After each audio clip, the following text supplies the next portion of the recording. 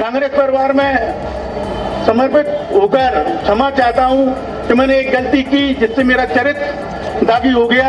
उसके लिए मैं शीर्ष नेतृत्व से भी और जनता से और मेरे कार्यकर्ताओं से, कांग्रेस के भाइयों से हाथ जोड़कर क्षमा चाहता हूं कि मुझे माफ करें। कांग्रेस में शामिल होने वाले सिंधिया के करीबी नेता शामिल होने के बाद भावुक हो गए। आंखें हल्की सी नम थी, पुराने किस्से याद थे और साथ ही साथ कुछ बातें भी, माफी मांगने लगे। शुरुआत में मैंने कुछ आपको हिस्सा दिखाया और वो बात सुनवाई जिसमें वो कह रहे हैं कि जिंदगी में एक ही गलती हुई है हमसे और हम कांग्रेस से माफी मांगते हैं। ये वो राकेश गुप्ता हैं जो खुद कभी कांग्रेस में बड़े पदों पर रहे, जिले स्तर पर शिवपुरी में, और कमलनाथ के सामने वापस कांग्रेस में आ गए क्योंकि बीजेपी चले गए थे। जिनके करीबी थे उनकी वजह से, यानी ज्योतिरादित्य सिंधिया की वजह से बीजेपी का दामन थाम लिया था।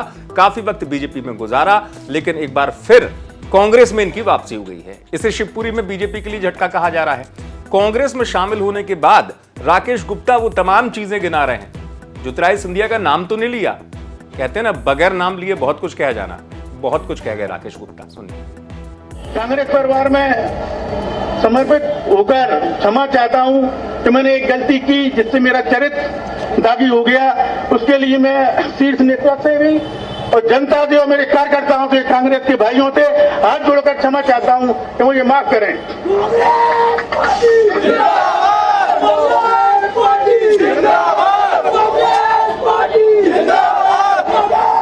और रहा मेरा भाजपा में जाने की बात, तो भाजपा में जाने के बाद मैं अपने आप को डरा महसूस कर रहा हूं। मुझे आंख मिलानी होती थी भाजपा में, जब मैं बैठता था मीटिंगों में, इतना बुरा लगता था कि मैं बता नहीं सकता।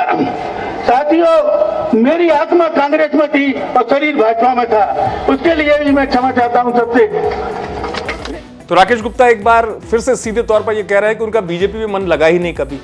उनका जो मन है वो शुरू से कांग्रेस के साथ रहा, आत्मा कांग्रेस के साथ रही, और यही वजह है कि कांग्रेस में वापसी करने के बाद वो अपने आप को काफी सुखी महसूस कर रहे हैं, खुश महसूस कर रहे हैं। आपको बता दूं कि चुनावी साल है मध्य प्रदेश में और लगातार ऐसी स्थिति हो रही है कि बीजेपी के जो नेता जो पुराने हैं वो भी कांग्रेस में आ रहे हैं और खासतौर से कांग्रेस के जो लोग छोड़ के गए थे, बीजेपी में चले गए थे, वो भी कांग्रेस का दामन थाम रहे हैं। इन तमाम स्थितियों में कांग्रेस की रणनीति भी ये है, खासतौर से अभी हाल में एक नेता और सिंधिया समर्थक थे जिन्होंने कांग्रेस का दामन थामा था। तो कांग्रेस की रणनीति लगातार उसी दिशा में चल रही है कि ज्योतिरादित्य सिंधिया को झटका कैसे दिया जाए, खासतौर से उनके इलाके में। एक बार फिर वही कांग्रेस की रणनीति यहां नजर आई और राकेश गुप्ता कांग्रेस में शामिल हो गए। भोपाल से आप तक एक बार पहुंचाइए ज़ारा हसन खान ने, आप देखते रहे एमपी तक।